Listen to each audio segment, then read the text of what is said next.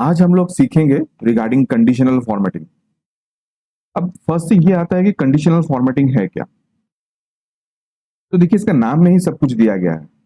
आप किसी कंडीशन के अगेंस्ट पे उस सेल को फॉर्मेट करना, मतलब कलर करना, उसका साइज बढ़ाना, विड्थ कमाना, जो भी कर सकते हैं। तो आज हम लोग यहाँ पे तीन टाइप के कंडीशनल फॉर्मेटिंग देखेंगे।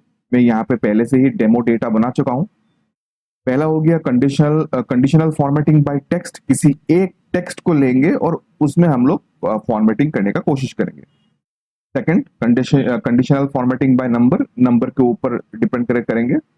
और थर्ड हो गया किसी एक वैल्यू को लेके, कोई भी हम लोग यहाँ पे एक वैल्यू को लेके उसके एंटायर रो को हम लोग कंडीशनल फॉर्मेटिंग करेंगे, मतलब कलर करेंगे या उसमें बोल्ड फॉन्ट विड्थ जिसको बोलते हैं हम लोग, बोल्ड करना, इटैलिक्स करना, वो वगैरह वगैरह करते हैं। प्रॉपर समझने के लिए, मतलब दिखने के लिए, ये पूरा चीज को प्रेजेंट करने के लिए मैं इसमें कलरिंग डालता हूँ। लेकिन हाँ, वहां पे ऑप्शंस बोल्ड का भी है, इटैलिक्स का भी है, आप अपने हिसाब से जो भी है उसको यूज कर सकते हैं। चलिए फर्स्ट पार्ट में जाते हैं, कंडीशनल फॉर्मेटिंग बाय टेक्स्ट। किसी एक टेक्स्ट को लेके हम लोग उसमें कलर करते हैं। ठीक है, तो मुझे यहाँ पे सबसे अच्छा लग रहा है कैटेगरी। तो मैं सोच रहा हूं कि जहां पे बार सोप है उसमें मैं ग्रीन कलर कर दूं। ठीक है, अब इसके लिए मुझे क्या करना पड़ेगा, मुझे ये कॉलम सिलेक्ट करना पड़ेगा डी, और फिर मुझे जाना पड़ेगा फॉर्मेटिंग और जाना पड़ेगा कंडीशनल फॉर्मेटिंग। देखिए, जब भी आप इसमें सिलेक्ट करोगे आपको यहाँ पे ऑटोमेटिक रेंज सिलेक्ट हो जाएगा D1 to D1000, D1 to D1000। लेकिन जबकि मुझे D1 का जरूरत है नहीं, तो फिलहाल रहने देते हैं इसको। नहीं, चलिए चेंज कर देता है, D2 कर लेते हैं। तो मेरा रिक्वायरमेंट D2 से 1000 तक भी नहीं है, मेरा रिक्वायरमेंट है अप टू 21 तक। ये देखिए, D21 तक मेरा रिक्वायरमेंट यहीं तक। ठीक है, अब मेरा कंडीशन क्या है, अगर D2 का वैल्यू, तो मैं इसमें कस्टम फॉर्मूला में जाता हूँ। और चलिए, कस्टम फॉर्मूला नहीं होने से भी इज इक्वल में चला जाता हूँ, इज इक्वल। ठीक है, अगर D2 का वैल्यू, ये जो रेंज है D2 से लेके D21 तक, ये रेंज में उसका वैल्यू अगर इक्वल होता है, किससे इक्वल होता है, बार सोप, BARSOAP। ठीक है, देखिए, आप बार सोप देने के साथ साथ वहां पे एक हाईलाइट होगी। अब उसका वैल्यू अगर बार सोप का अगेंस्ट पे मैच करता है, इज इक्वल टू, ये मैचिंग हो गया, ये रेंज में अगर बार सोप कहीं भी जगह पे मैच करता है, उसको मैं कलर देना चाहता हूँ ग्रीन कलर, एकदम पूरा, मतलब चटपटा वाला ग्रीन, मतलब ये वाला। ठीक, आप इसमें बोल्ड दे सकते हो, इटैलिक्स दे सकते हो, अंडरलाइन दे सकते हो, कुछ भी दे सकते हो, लेकिन मैं फिलहाल इसको छेड़ नहीं रहा हूँ। वो आप अपने जब प्रैक्टिस करते रहना, तो आप इसमें कुछ कुछ अपने हिसाब से इनोवेट करते रहना। तो मैंने एक रेंज लिया, रेंज में मैंने इक्वल टू डाला और उसमें टेक्स्ट डाला। ठीक है, और उसमें मैंने एक ग्रीन कलर डाला और इसको डन कर दिया। ये हो गया कंडीशनल फॉर्मेटिंग।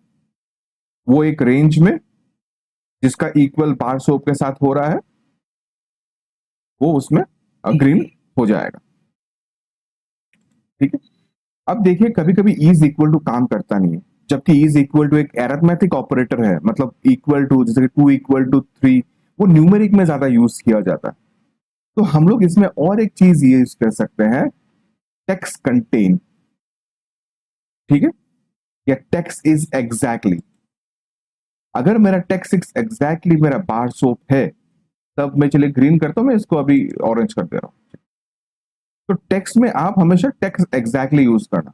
आप इज इक्वल टू भी यूज कर सकते हैं, लेकिन मैं प्रेफरेबल आपको दूंगा कि आप टेक्स्ट इज एग्जैक्टली में आप यूज कीजिए, क्योंकि ये टेक्सचुअल के लिए ही दिया गया है। ठीक है, जबकि सेकंड फॉर्मेट, जब मैं सेकंड शीट में आता हूं जहां पे बाय नंबर के लिए है, वहां पे हम लोग वो इक्वल टू यूज करेंगे। चलिए एक बार फिर से क्लियर कर लेते हैं कि मैं कौन सा लेता हूँ। चलिए ये टोटल मार्क्स लेते हैं। टोटल मार्क्स जिसका 350 का ऊपर है, उसको मुझे ग्रीन कलर करना है। सेम यहाँ पे मैंने क्लिक किया, फॉर्मेट, कंडीशनल फॉर्मेटिंग में मैं गया। देखिए यहाँ पे J1 से J994, क्योंकि मेरा रेंज उतना है ही नहीं। आप उतना रेंज, अगर आपके पास उतना डेटा है तो सही है, लेकिन अगर डेटा नहीं है तो फिर जरूरत नहीं बनता। फिर भी मैं आपको, मतलब सुविधा के लिए मैं उतना रेंज छोड़ देता हूँ। J2 से मेरा स्टार्ट हो रहा है, इसलिए मैं J2 कर दे रहा हूँ। ठीक है, इज ग्रेटर देन। जिसका वैल्यू 350 के ऊपर है। देखिए यहाँ पे और एक चीज है, कोई अगर 350 होगा ना फिर भी वो लेगा नहीं, ठीक है, 350 के ऊपर होना पड़ेगा। 350 का अगर ऊपर है तब जाके ये इसका जो वैल्यू है वो क्या दूं, चलिए ब्लू दे देता, तो ऑरेंज दे देता। तो यहाँ पे जिसका जिसका वैल्यू 350 के ऊपर है वो यहाँ पे ऑरेंज दिख रहा है। मैं 400 कर देता हूँ और थोड़ा, हाँ ये ठीक है। जो भी वैल्यू दोगे आप, जो वैल्यू दोगे वो हिसाब से आ जाएगा। मैंने रेंज 994 तक लिया है। देखिए आपका जो रेंज है यहाँ पे जो ब्लू कलर का डॉट है वो एकदम नीचे तक आ रहा है। तो जबकि आप अपने हिसाब से देख लो, अगर आपको जरूरत है नीचे तक लेने के लिए तो ले लो, नहीं तो यहाँ पे लास्ट कितना तक आ रहा है, J21 तक आ रहा है, तो J21 तक आप यूज कर सकते हैं, कोई दिक्कत नहीं आपके हिसाब से।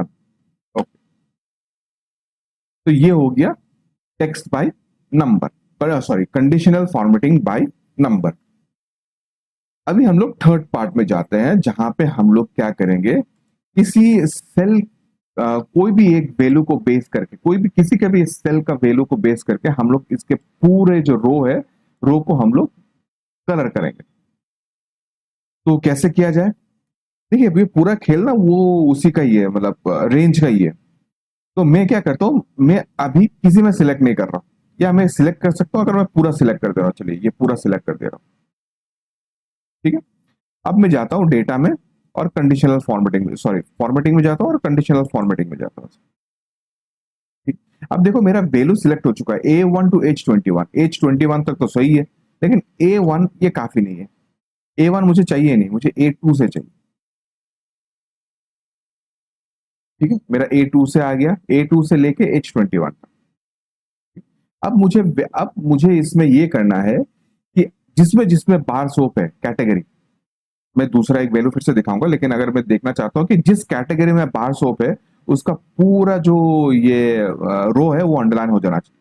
तो मैं इसमें क्या करूंगा, मैं इसमें कस्टम में जाऊंगा, कस्टम फॉर्मूला, ठीक है। अब कस्टम फॉर्मूला क्यों, क्योंकि कस्टम यहाँ पे मैंने कोई एक पर्टिकुलर सेल, मैंने एक पर्टिकुलर कॉलम मैंने सिलेक्ट नहीं किया, मैंने इसमें पूरा टेबल सिलेक्ट किया, मतलब A2 से लेके H21 तक।